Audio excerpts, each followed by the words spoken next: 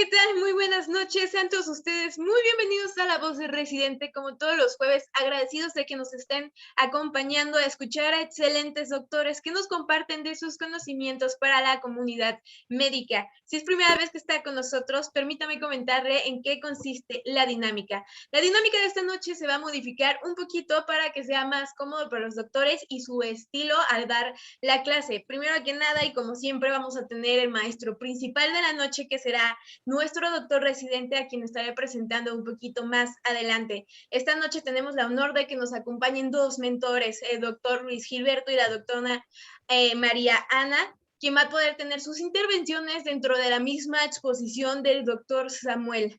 También les recordamos que estamos en vivo de dos maneras diferentes. Si usted nos está viendo por Facebook y gusta preguntar, comentar o felicitar, que a mí me encantan sus felicitaciones, hay que hacer la parte de comentarios. O si solamente quieren poner un me gusta o un me encanta, también son súper bienvenidos. Y si lo contrario, usted nos está viendo por Zoom y gusta preguntar, hay que hacerlo en la parte del chat o de preguntas y respuestas para que los doctores puedan leerlas y así contestar sus dudas. El objetivo de este webinario es para la comunidad médica, así que les recuerdo que va a subirse esta exposición a YouTube, a la página de Medical Legal Center, para las veces que ustedes gusten volver a revivir la plática para poderse estudiar y para seguir los consejos de los doctores de esta noche. Ya saben dónde encontrarlos. Este jueves 11 de noviembre encontrarán la plática del doctor Samuel, pero ya no le voy a quitar más tiempo a los doctores que vamos a escuchar esta noche, y sobre todo la estrella de la noche, el residente de hoy, el médico cirujano por la Universidad Panamericana, residente de segundo año de oftalmología de la Asociación para Evitar la Ceguera en México, el doctor Samuel Peña Ortiz. Buenas noches, doctor Samuel, ¿sí me escucha? Hola, sí, buenas noches, ¿cómo están?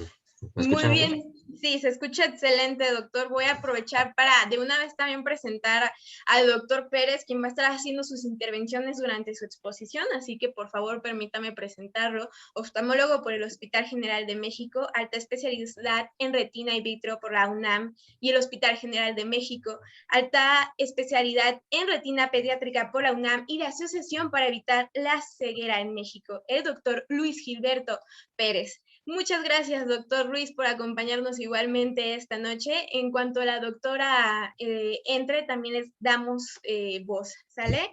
Entonces, le dejo con el mejor público, doctor Samuel, que son los residentes de oftalmología. Si usted ya puede comenzar con su presentación. Muchas gracias. Gracias a todos los que se conectaron. Yo soy Samuel Peña, soy residente de segundo año de oftalmología y pues quiero también agradecer de una vez al doctor Gilberto Pérez Chimal, que está haciendo la subespecialidad en retina pediátrica también en el Hospital de la Ceguera, y ahora que se conecte la doctora Mariana Martínez Castellanos, que es una de las jefas del servicio de retina pediátrica también en el hospital, y ella es una experta en el tema, que es reconocida no solo a nivel nacional, sino internacional, y tanto es así que ella participó en la publicación de la nueva clasificación de la enfermedad de la retinopatía del prematuro, que es la tercera clasificación internacional, y es la única mexicana, y en general creo que es la única latinoamericana que participó en esta publicación. Entonces vamos a tener la fortuna de tenerla ya presente también. Entonces vamos a empezar con el tema, se llama retinopatía del prematuro, lo que todos debemos saber. Quiero enfatizar en debemos porque realmente debería ser una obligación saber sobre esta enfermedad, tanto para los oftalmólogos generales, como para los médicos generales, como para los pediatras. Entonces esto es algo que todos debemos saber porque realmente es algo sobre lo que nosotros podemos cambiar la vida de alguien desde el inicio. Entonces, vamos a empezar con algunas generalidades. Esta enfermedad fue descrita por primera vez en 1942 y se describió como fibroplasia retrolental. La describió un oftalmólogo llamado Terry y se nombró así porque se detectaba lamentablemente en etapas muy tardías donde la retina ya estaba completamente desprendida y estaba pegada en la parte posterior del cristalino. Entonces, pues esto era lo que veían, una formación de fibrosa que estaba pegada en la parte de atrás del cristalino, y de ahí el nombre. Entonces, pues lo que encontraron eran pacientes con leucocoria, donde el pronóstico es muy malo. Hay que recordar que pues siempre en la escuela nos han enseñado que la leucocoria es un signo que debemos buscar en los niños, pero realmente la leucocoria cuando la encontramos ya llegamos muy tarde todos. Entonces, vamos a llevarnos de esta clase. También esperemos que sobre esto hay que hacer tamizaje y que hay que detectarlo antes de etapas tan tardías. No hay que encontrar leucocoria. En la actualidad, la retinopatía del prematuro sigue siendo una de las principales causas de ceguera infantil y es importante saber que realmente no debería causarla, porque toda retinopatía del prematuro es prevenible y toda retinopatía del prematuro tuvo una evolución natural que tuvo un inicio, una evolución como muy bien descrita, que no hay ROP 5 sin que haya un ROP 1. O sea, va del 1, 2, 3, 4, 5. Entonces, toda la retinopatía del prematuro es prevenible. Y bueno, también como generalidad, describir que se han descrito 3 epidemias de retinopatía del prematuro. Todos sabemos que realmente no es una enfermedad infecciosa. Entonces, ¿por qué le llaman 3 epidemias de ROP? Porque son momentos en la historia en los que ha aumentado la prevalencia de esta enfermedad. La primera fue alrededor de 1940, cuando en las unidades de cuidados de estos niños, que ni siquiera se llamaban en ese momento unidades de cuidados intensivos neonatales, tenían otro nombre, se empezó a utilizar oxígeno para aumentar la sobrevida de estos niños, pero no se sabía tanto sobre el uso de oxígeno, se usaba sin un monitoreo, no estaba bien regulado, no había oxímetros, entonces se observó que en los niños a los que se les daba oxígeno, a los niños prematuros a los que se les daba oxígeno, desarrollaban esta enfermedad, la fibroplasia retrolental. De hecho, uno de los primeros estudios aleatorizados en prematuros, más bien el primer estudio aleatorizado en prematuros, fue sobre retinopatía del prematuro y sobre el uso de oxígeno y cómo causaba esta enfermedad. Pero bueno, eso es punto de aparte. Después ya en los 60 empezaron las unidades de cuidados intensivos neonatales modernas, como las conocemos hoy, con equipo y personal. Y durante los siguientes 10 años fueron apareciendo en todos los hospitales grandes de los países industrializados. Y ya en los 70 estaban prácticamente en cualquier hospital donde nacían niños. Y entonces, pues ya que estaban bien asentadas las unidades de cuidados intensivos neonatales, sobrevivían más niños más pequeños. Entonces también que tengas más prematuros que sobreviven a edades más tempranas aumenta la prevalencia de la enfermedad. Por eso fue que en 1900, alrededor de los 70 aumenta la prevalencia de esta enfermedad en países industrializados, porque nacen más niños más prematuros y nada. Y después, en 1990, a la actualidad, es cuando en países en vías de desarrollo empiezan a aumentar el número de unidades de cuidados intensivos, empiezan a tratar a estos niños y empiezan a sobrevivir más, entonces aumenta la prevalencia otra vez. Y otro fenómeno que ocurre en los países en vías de desarrollo es que, además de que sobreviven más, no tenemos los mismos recursos que los países más desarrollados, entonces los cuidados de estos niños a veces suelen ser regulares, tanto por la falta de recursos, tanto materiales como de recursos humanos. A veces no hay tecnología suficiente para darles el adecuado tratamiento a estos niños, entonces pues también aumenta la prevalencia de la enfermedad. ¿Quién está en riesgo de desarrollar retinopatía del prematuro? Cualquier niño que sea prematuro está en riesgo. Cualquier niño que nazca antes de las 37 semanas está en riesgo. Evidentemente, mientras más prematuro sea el niño, mayor riesgo va a haber. El peso también juega un papel importante. Cualquier niño que pese menos de 1.500 gramos va a tener riesgo. Mientras menos peso, más riesgo. El uso de oxígeno suplementario en nacimiento, sobre todo si se usa durante más de una semana, a un flujo alto y sin supervisión. Recordar que estos niños, si requieren oxígeno suplementario al nacimiento, lo ideal es tener una saturación de oxígeno entre 88 y 95%. Nunca llegar arriba de eso porque aumenta mucho el riesgo de que se desarrollen la enfermedad. Y existen otros factores descritos como síndrome de estrés respiratorio, sepsis, embarazo múltiple, hemorragia intraventricular y demás complicaciones que pueden asociarse a la prematuridad. Entonces, ¿qué es lo que pasa? La retinopatía del prematuro es es una enfermedad primordialmente vascular. Lo que ocurre es una alteración en la formación de los vasos de la retina, donde el VEGF, el factor de crecimiento endotelial vascular, tiene un papel muy importante. Y entonces en esta enfermedad lo que ocurre es que hay diferentes mecanismos que hacen que se produzca VEGF de manera descontrolada, y esto ocasiona que haya hemorragias, cicatrices, tracciones de la retina y finalmente desprendimiento de retina. Entonces, para entender un poco de la fisiopatología, vamos a hablar rapidísimo del desarrollo de la vasculatura de la retina normal. Entonces, entre las 14 y 16 semanas de gestación, se produce la vasculogénesis, donde se forman los vasos, vasos sanguíneos de novo a partir de células endoteliales. Entonces, después de estas 14 y 16 semanas sigue la angiogénesis, que es el crecimiento y la proliferación de estos vasos desde su origen, en la parte de atrás del ojo, desde el nervio óptico, hasta la hora serrata, en la parte anterior del ojo. Entonces, el desarrollo de estos vasos, como ya dijimos, es estimulado y controlado por factores de crecimiento tanto de la madre como el feto, siendo el más importante el VEGF. Entonces, aquí tenemos un esquema donde observamos la retina, está el nervio óptico, salen los vasos y estos crecen hacia la periferia, de atrás hacia adelante. Más o menos vamos a empezar aquí a las 16 semanas de gestación. Y tenemos una retina vascular y una retina avascular. Estos puntos verdecitos representan el VEGF. Entonces, este VEGF se produce en la retina vascular y va a estimular el crecimiento de los vasos desde la parte de atrás hacia adelante hasta que este proceso se va completando más o menos a las 40 semanas de gestación. ¿Okay? Entonces, eso es lo que ocurre de manera normal. ¿Qué es lo que pasa en la retinopatía del prematuro? Estos niños tienen vasos retinianos inmaduros al momento del nacimiento, que aún no han alcanzado la hora serrata. Entonces aquí tenemos el ejemplo de este niño, ¿no? Que nació a las 26 semanas de gestación más o menos, estaba formándose su retina, estaba avanzando atrás para adelante, estimulada por el VEGF y de repente nació. Entonces pasa de un medio donde no hay tanto oxígeno, que es el medio intrauterino, a la hiperoxia del medio extrauterino. Y además de esto, pues estos niños muchas veces requieren oxígeno suplementario para mantenerlos con vida. Entonces le damos oxígeno suplementario y esto hace que el medio externo tenga mucha hiperoxia en comparación con el medio intrauterino. Entonces cambian las condiciones fisiológicas, se detiene el crecimiento de la retina y además de que el mismo oxígeno induce daño en los vasos que ya se estaban formando. Y bueno, se detiene el crecimiento y se queda esta retina anterior avascular. Después, cuando ya el niño se sigue desarrollando, esta retina avascular, por la hipoxia relativa que tiene con la retina vascular, empieza a producir más VEGF.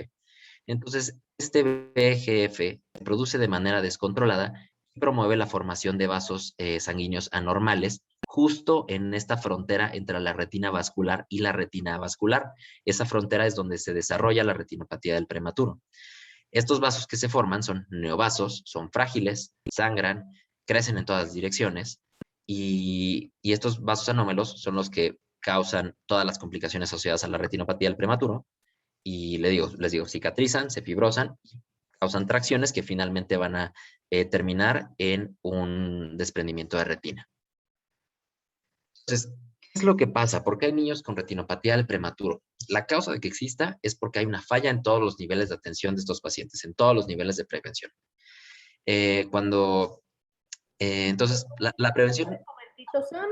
Sí, claro. Hola, soy Mariana Martínez, me dedico a esto de retinopatía del prematuro y nada más, aquí lo muy importante de lo que acaba de decir Samuel es que todo niño que nace prematuro va a tener algún grado de retinopatía del prematuro porque la retina se termina de vascularizar hacia la semana 42.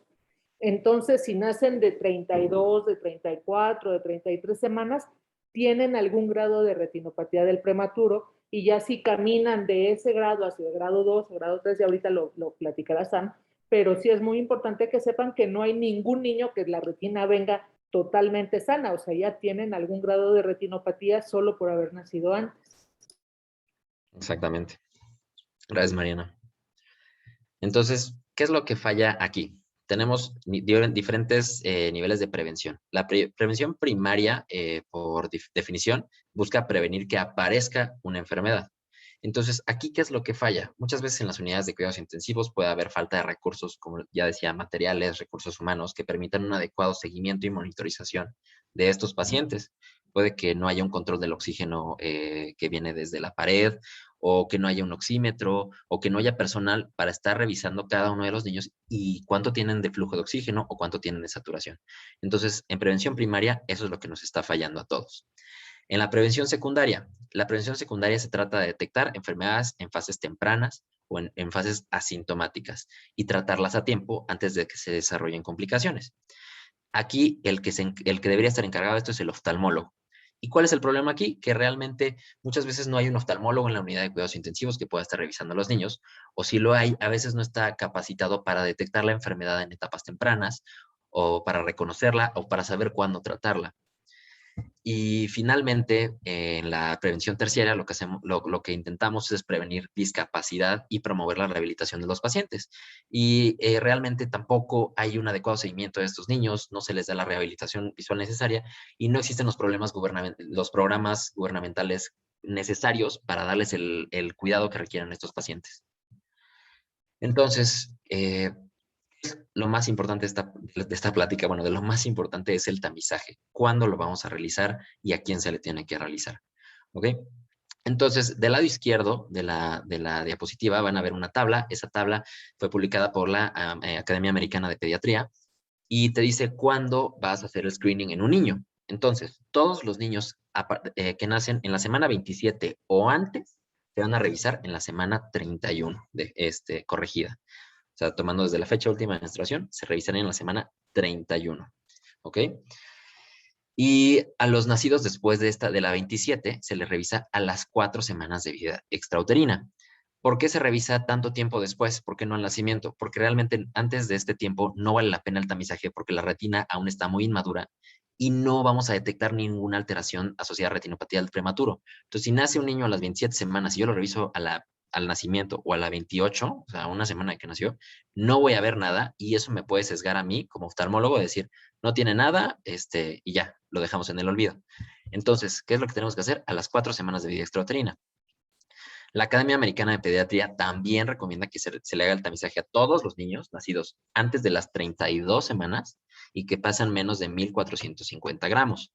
Ahora, en México es un poquito diferente. ¿Por qué? Porque, como decíamos, no tenemos la misma capacidad que las unidades de cuidados intensivos de Estados Unidos y tenemos, lamentablemente, niños que son más grandes con retinopatía del prematuro. Entonces, ¿a quién tenemos que revisar en México? A todos los niños que nazcan a las 34 semanas de gestación o antes y que pesen menos de 1,750 gramos. ¿Y cuándo los tenemos que revisar? A las 4 semanas de vida extrauterina. Esto está marcado en la ley y viene, de hecho, en la cartilla de vacunación de todos los niños. Está escrito ahí que a los 28 días se debe realizar el tamiz visual. ¿Ok? Entonces, ¿qué nos vamos a quedar?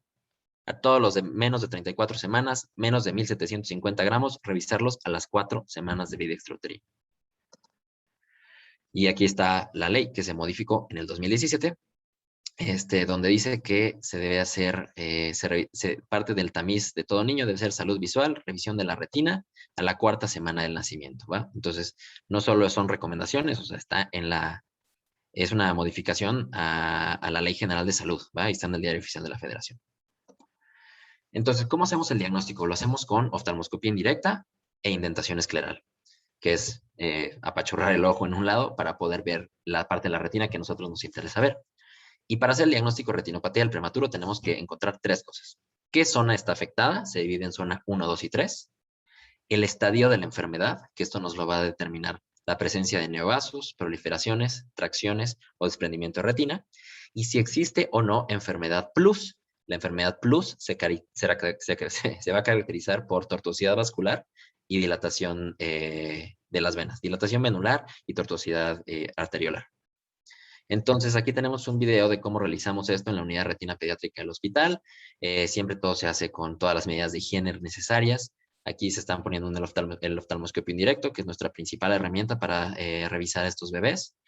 Es un casco que nos permite, es un sistema de visualización finalmente. Entonces tenemos aquí nuestro prematuro, le estamos poniendo en este momento unas gotas de tetracaína, que es anestesia tópica, es muy buena, es para que el bebé se sienta lo más cómodo posible y es tan buena que a los pacientes adultos los operamos de cirugía de catarata, a veces nada más con eso, sin ningún otro tipo de anestesia.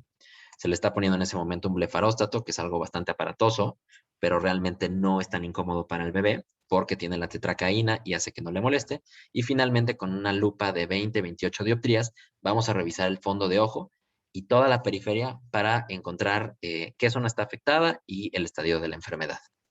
Entonces, vamos a hablar, este no es el fin de la plática, pero vamos a hablar un poquito de lo de las zonas y cómo clasificar la enfermedad. Entonces, las zonas nos van a determinar qué parte de la retina está afectada.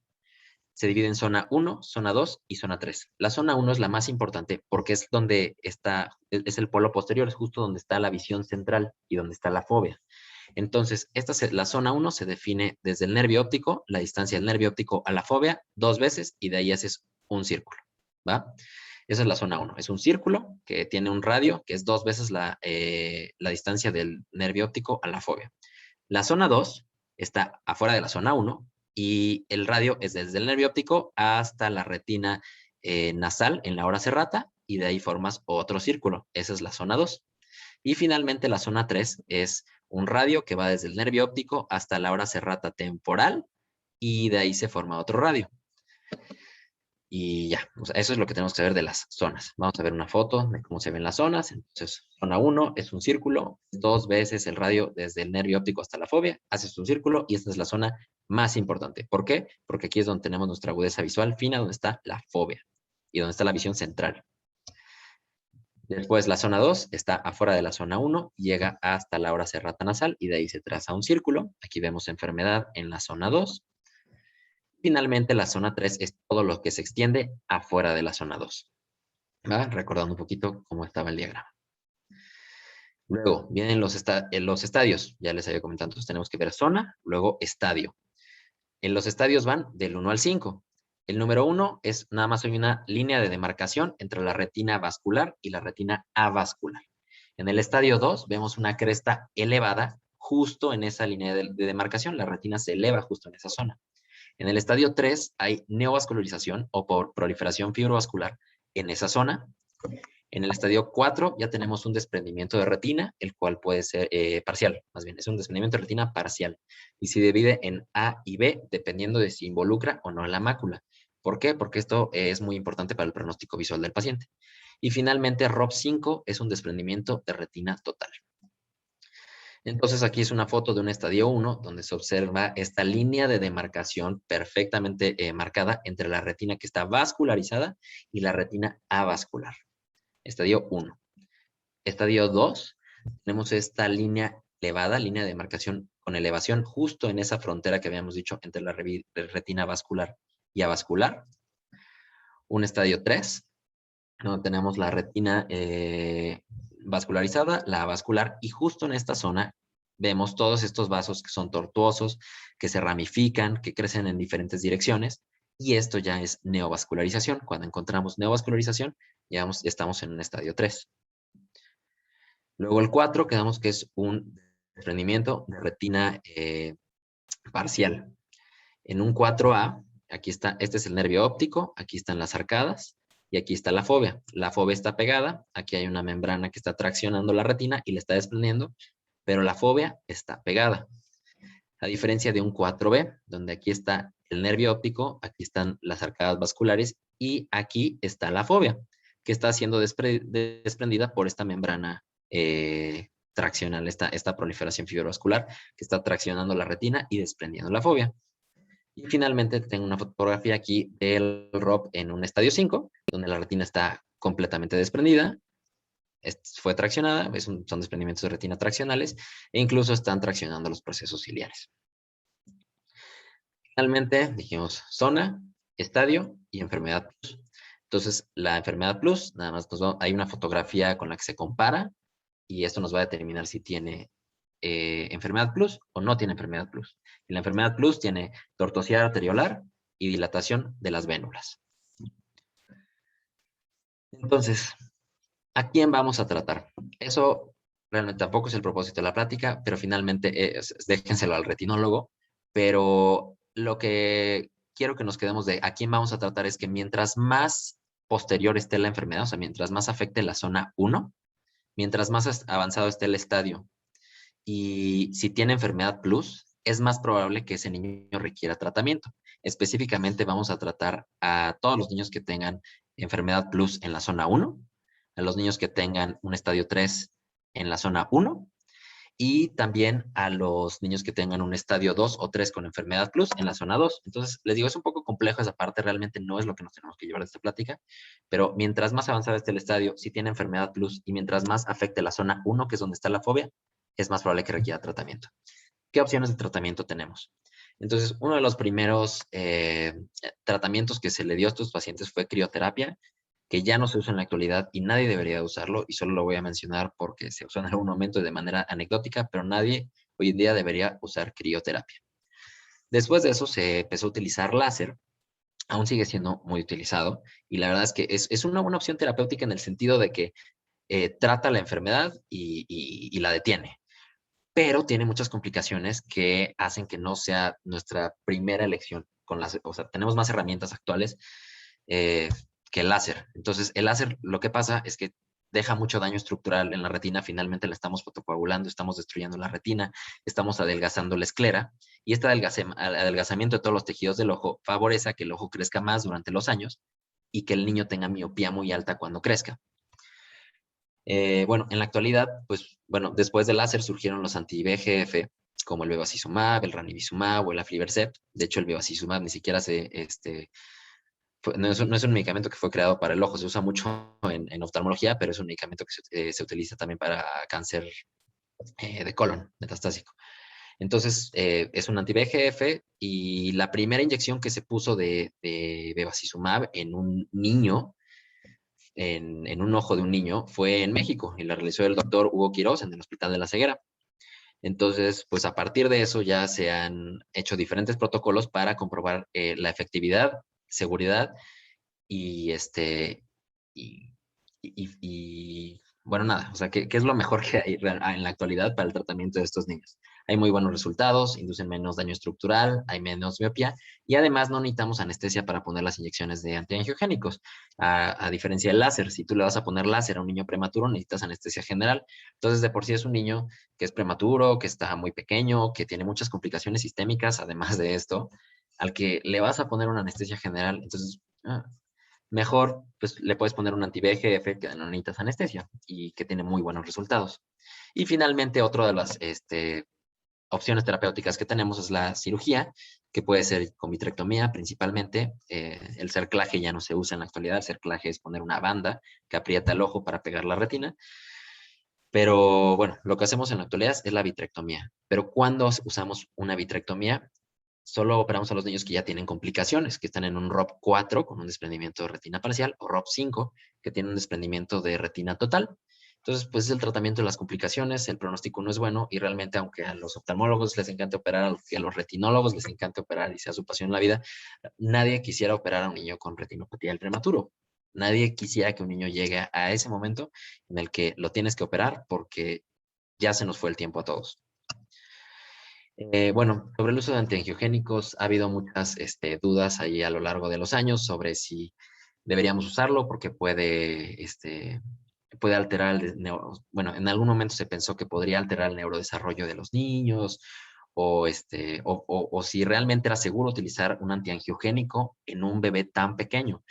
Entonces, este es el estudio Rainbow, que es un estudio clínico aleatorizado sobre el uso de ranibizumab contra láser. Se publicó en el 2019 y lo que concluyeron con este estudio es que el tratamiento con 0.2 miligramos de ranibizumab intravítreo es superior al láser, es seguro y tiene menores tasas de complicaciones. Entonces, es un buen tratamiento y la dosis que se usa es muy pequeña y se usa adentro del vítreo.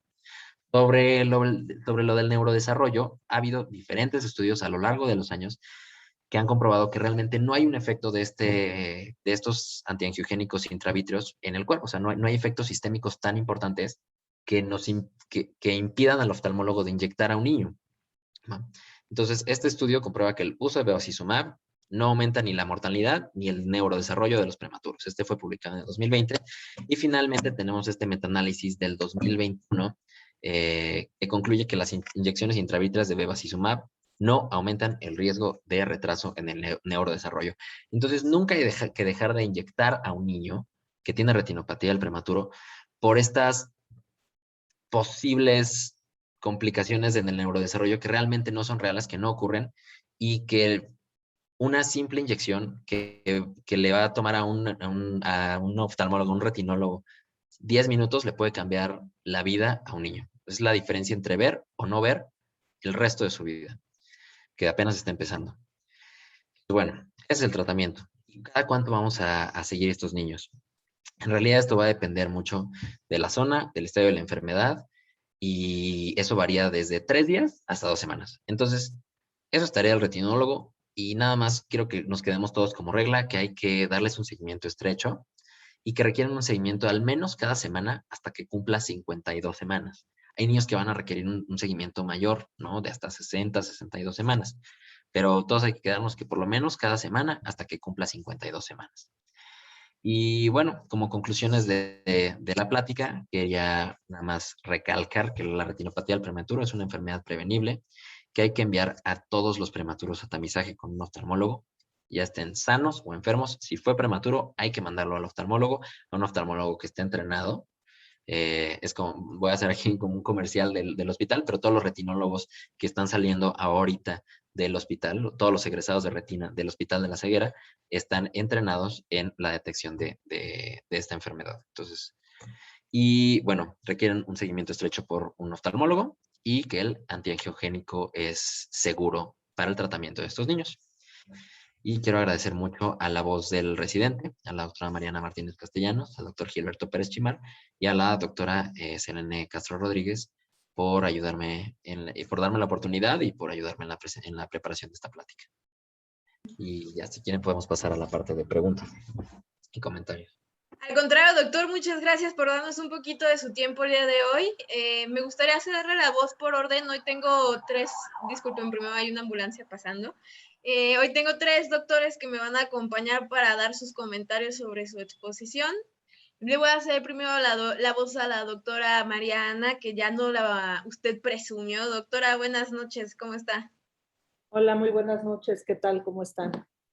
Pues muy agradecida, doctora. Ya el doctor Samuel nos presumió con quién estamos hablando, así que muchas gracias por acompañarnos esta noche. Sería tan amable de complementar un poquito la plática, de dar sus consejos para los residentes. Esto es para los doctores que nos están viendo, así que nos gustaría escucharla.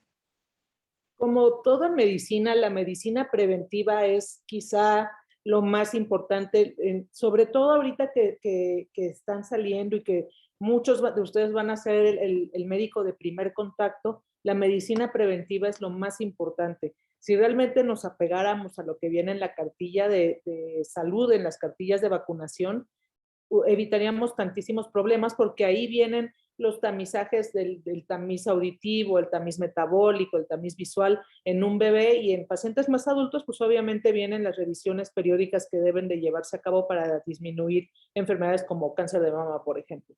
Entonces, sí, la medicina preventiva es lo mejor.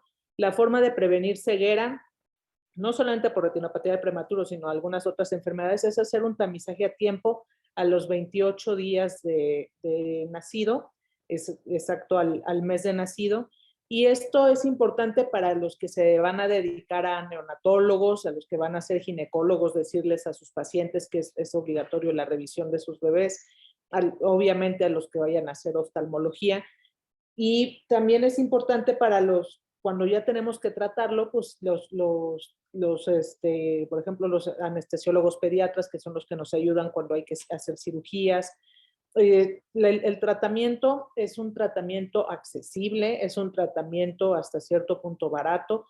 Antes con el láser era más difícil, con el láser había que anestesiar al niño, había que tener un quirófano porque no siempre se ponían en terapia intensiva. Actualmente las inyecciones es algo que se puede hacer ahí mismo en la terapia intensiva o en consultorio con las medidas de higiene adecuadas, por supuesto, y que no hay que dormir al niño solamente con unas gotitas. Entonces, un ciego es una vergüenza, o sea, tener un niño ciego por prematurez es una vergüenza porque ahí todos hicimos algo mal y en algo que era tratable. O sea, ahorita un niño que se trata en tiempo, las posibilidades de que tenga una visión completamente normal son más del 90%. Entonces, sí es muy importante hacer la detección porque pues, esa detección va a evitar años de ceguera, ¿no? Muy bien, doctora, muchas gracias. Ahora le cedo la voz, doctor Luis Pérez. Buenas noches. Hola, buenas noches. Pues agradecerles a todos su atención, y algo de lo que quisiera complementar sobre lo que ha dicho Mariana y lo que ha dicho Samuel, pues importante saber que cada vez hay más unidades de neonatología en todo México, que cada vez sobreviven niños más chiquitos. Antes era una enfermedad que teníamos pocas opciones de tratamiento, pero ahora estamos ante una epidemia de retinopatía del prematuro. Y si no estamos conscientes todos que cualquier niño prematuro, que nacen millones en México, puede quedarse ciego, es una enfermedad que no vamos a poder vencerla. Y es una enfermedad que, si se detecta a tiempo y se trata a tiempo, pues prácticamente es una enfermedad que no deja secuelas. El problema es cuando no se detecta a tiempo y cuando se trata de de salvar fuera de la ventana de oportunidad de tratamiento, y los pacientes quedan con muchas secuelas y con mucha discapacidad. Como dice Mariana, el tener un bebé ciego pues es algo muy complicado tanto para la familia como para la sociedad, porque involucra a alguien que pudo haber sido productivo, alguien que pudo haber llevado una vida normal y que tiene que vivir como sin las capacidades con las que se merece ese paciente. Entonces, pues todos estar pendientes de esto, que se nos haga costumbre cuando veamos a un paciente pediátrico, preguntarle si le hicieron tamiz metabólico, tamiz auditivo, tamiz cardiológico, tamiz de cadera y sobre todo tamiz visual. Asegurarnos que todos los pacientes pues cuenten con esto para que entre todos sea cada vez más sonado la necesidad de que los niños puedan ser revisados por un oftalmólogo y que se les pueda ofrecer el mejor tratamiento. Los que son pediatras, pues obviamente que están en contacto con ellos, tener mucha conciencia de ello. Los que son médicos familiares o cualquier paciente o persona que vea este tipo de pacientes, pues estar consciente de ello. Y pues nada, que es fácil saber quiénes son los pacientes que están en riesgo, porque sabemos quiénes son los pacientes que nacen prematuros, que están en las terapias y a dónde los tenemos que ir a buscar. No es como otras enfermedades, como que se quedan ciegos por diabetes, porque quién sabe dónde estarán tantos pacientes. Pero aquí es una población que sabemos dónde está, sabemos qué tenemos que hacer, solo es cosa que los manden y que todos estemos pendientes de esa enfermedad. Y pues nada, estar preparados porque pues cada vez habrá más y es tarea de todos pues apoyar para que haya menos ciegos. Muchas gracias, doctor Ruiz, por también tomarse un poquito de su tiempo. Ahora, antes de doctor Sam, si puede contestar la pregunta que creo que estoy viendo por ahí por chat, voy a ceder un poquito la voz a nuestro doctor titular de oftalmología en Mentor, al doctor Humberto Ruiz García. Buenas noches, doctor Humberto. ¿Qué tal? ¿Qué tal? Muy buenas noches a todos. La verdad es que es un privilegio tener entre nuestros ponentes el día de hoy a la doctora Mariana, que realmente es una pionera a nivel mundial en esto y es obviamente maestra del doctor Peña y del doctor Pérez y mi maestra también puedo decir. En este sentido, yo que no tengo la subespecialidad en retina pediátrica, como especialista en retina, lo que les puedo decir es que hoy en día, y es recalcando, todos los médicos que tengamos contacto con mamás con embarazos de alto riesgo, que tengamos contacto con pediatras que estén en unidades de cuidados intensivos o que tengamos algún contacto con oftalmólogos generales, debemos y somos responsables de difundir este mensaje. Si bien no todos vamos a tratar a estos pacientes porque se requieran ciertas habilidades y ciertos conocimientos, la verdad es que mucho del trabajo que están haciendo las personas que encabeza la doctora Martínez es buscar las maneras de acercar estos tratamientos y estos diagnósticos oportunamente a la mayor cantidad de unidades. Entonces, esto con los tratamientos que se tienen actualmente, con las estrategias de telemedicina que no es el objetivo de estas charlas, pero estrategias de telemedicina que son sumamente importantes, los médicos tenemos que responsabilizarnos de saberlas. Y desde el punto de vista médico-legal, en la actualidad todos, oftalmólogos y neonatólogos en particular, somos responsables de que los niños no se queden ciegos.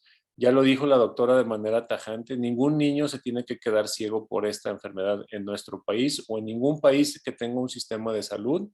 Y mi mensaje es, ténganlo muy presente, edúquense más en el tema. Hay muchas herramientas como estos webinars en línea, aprovéchenlos y felicito a Samuel por su excelente presentación. Muchas gracias, doctor Humberto, por también acompañarnos esta noche. Doctor Samuel, hay una pregunta que va dirigida a usted, el doctor Benito Michel. Dice, Hola. Sam, en general, ¿cuál es la efectividad del antiangiogénico para prevenir el desprendimiento? Muchas gracias. Muchas gracias por la pregunta, Benito.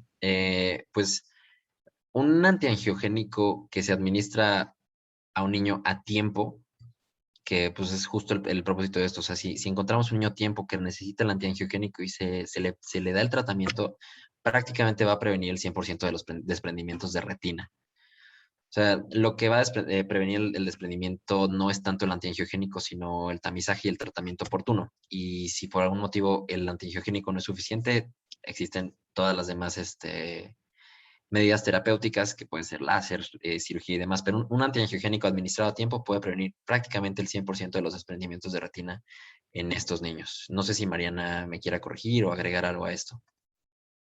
O Gil o quien sea. El antiangiogénico va a ayudar en niños tratados en tiempo, porque si la retina se empieza a desprender, se puede desprender aún peor. Pero si la retina está pegada y solamente tiene el estadio 3 con enfermedad plus, 99.9% van a responder muy bien. En México la tasa de reactivación es más o menos del 3% y cuando se reactivan usualmente es porque el niño tiene sistémicamente alguna enfermedad más seria y que vuelven al oxígeno o vuelven a tener alguna otra enfermedad y pueden tener una reactivación, pero es muy rara la reactivación en niños que nosotros vemos que son más grandes y más pesados que, por ejemplo, los que ven en Estados Unidos, que son niños de 22, 23 semanas. Entonces, sí es un tratamiento que mejoran bastante. Cuando no mejoran, tenemos que pensar que a lo mejor no es retinopatía del prematuro, porque pues los niños prematuros pues pueden tener otras cosas, ¿no? Citomegalovirus, alguna enfermedad congénita, otro tipo de infecciones congénitas. Entonces, si no mejoran, tenemos que sospechar que puede tener alguna otra enfermedad. Muy bien, muchas gracias. El doctor Froyan Guerrero pregunta, ¿se pueden usar estos medicamentos antiangiogénicos en pacientes adultos diabéticos que están perdiendo la agudeza visual? Gracias. Si quieres, yo contesto eso. Digo, cualquiera de los 4 la puede contestar sí. La respuesta es sí. De hecho, la sugerencia sería que vean el webinar que está en línea acerca de retinopatía diabética, porque la observación y la pregunta es excelente. En realidad, la mayor cantidad de estos medicamentos a nivel nacional se utilizan en los pacientes diabéticos porque sí, es una enfermedad de la retina igual que la retinopatía de la prematurez, que es causada por una mala circulación a nivel de la retina, y los cambios que producen se pueden inhibir con los medicamentos. Entonces la respuesta es sí, pero el consejo es que obviamente vean el webinar que tuvimos hace unas pocas semanas al respecto. Muchas gracias, doctor Humberto. Una última pregunta de la doctora Gómez. Dice, ¿el tamizaje a qué semana se debe hacer en prematuros? Pues a la cuarta semana. Sí, a la cuarta semana en todos los prematuros, como a grandes rasgos. Muy bien, doctor, muchas gracias. Lo demás que tengo son felicitaciones, así que eso lo puedo dejar al final. Me gustaría que me regalara su conclusión, doctor Samuel, o consejo para sus compañeros residentes, y después continúo con la doctora María Ana Martínez. Pues mi conclusión es que realmente es una enfermedad en la que podemos tener mucho impacto, que va a prevenir mucha discapacidad, va a prevenir mucha ceguera y que realmente le puede cambiar la vida a una persona. Y todos tenemos la responsabilidad de conocerla y de saber cuándo buscarla, cuándo detectarla y quién está en riesgo. Y ya, gracias. Muy bien, doctor, muchas gracias. Doctora Mariana, ¿me regala algún consejo o conclusión que quiera dar a los doctores residentes de oftalmología? Miren, pocas enfermedades nos dan la posibilidad de tan efectivamente poder disminuir discapacidad visual de por vida como esta. Si se detecta a tiempo, si se trata a tiempo, si se hace todo como se debe de hacer, ese niño va a tener una visión muy cercana a lo normal. Y a diferencia de otro tipo de enfermedades que, por ejemplo, colobomas o enfermedades de la mácula o cosas así, que no van a tener un futuro muy bueno, ¿no? Que visualmente no podemos ofrecer gran cosa. En esta enfermedad prácticamente quedan con una visión normal si se hace todo bien. Entonces, sí es importante hacer una detección temprana, eso es lo que se tienen que llevar, la detección temprana. Si no saben hacerlo, referirlo a tiempo, decir no lo sé hacer y lo voy a mandar con quien sí sepa, es algo muy importante también. Muchas gracias, doctora Mariana. Doctor Humberto o doctor Ruiz Pérez, ¿gustan hacer alguna conclusión o consejo final? No, yo nada más agradecerles su atención y el apoyo a través de los webinars. Muy bien, doctores, pues Doctor Pérez, ¿algo que quiera agregar? Pues nada, solo agradecerlos y exhortar a todos a empaparnos más de esta enfermedad para que hagamos equipo y podamos disminuir la discapacidad visual por retinopatía del prematuro. Y muchas gracias. Al contrario, doctor, les agradecemos mucho su presencia esta noche. Qué felicidad tener a doctores con gran presencia. Muchas gracias. Todo esto se hace de manera altruista. Es tiempo que los doctores están dedicando para darnos de sus conocimientos para la comunidad médica. Si usted es residente y también le gustaría dar una plática como lo hizo el doctor Samuel, puede mandarnos un mensaje a La Voz de Residente y con mucho gusto le cedemos un espacio para que nos dé su clase. Me gustaría recordarle que si se perdieron de la plática del doctor Sam o de los complementos de los doctores de esta noche, pueden volver a revivir la clase en YouTube, en la página de Medical Legal Center. La Voz de Residente, tenemos diferentes especialidades a lo largo de la semana. Usted decide qué es lo que quiere aprender. Los jueves va a encontrar oftalmología por un lado y por otro ortopedia y trauma. Así que este 11 de noviembre encontrará la plática del doctor Samuel. Ahora me dirijo a usted, jefe o jefa de residentes, si requiere alguna de nuestras pláticas para adiestramiento o capacitación en temas médicos legales, comuníquese con nosotros al correo electrónico atención.mlc@gmail.com y estará recibiendo de nuestras pláticas de manera gratuita en esta temporada de pandemia. Antes de despedirme, leo rápidamente las felicitaciones que tenemos para el doctor Rubén Martínez, manda excelente ponencia. Benito pone muchas gracias, es una efectividad impresionante. El doctor Raúl agradece por la enseñanza. El doctor Florian Guerrero también manda sus felicitaciones, gracias por compartir, excelente conferencia e información, buen descanso a todos. Leslie manda, es un honor escuchar a la doctora Mariana Martínez. Carely García, muy fluida la clase, felicidades al doctor, muy buenos complementos de los doctores. Y Frida Sofía manda, excelente plática, excelentes doctores, muy buena presencia. Y muchas gracias a todos, les agradezco mucho su presencia. Que pasen muy bonita noche, doctores. Hasta luego, gracias.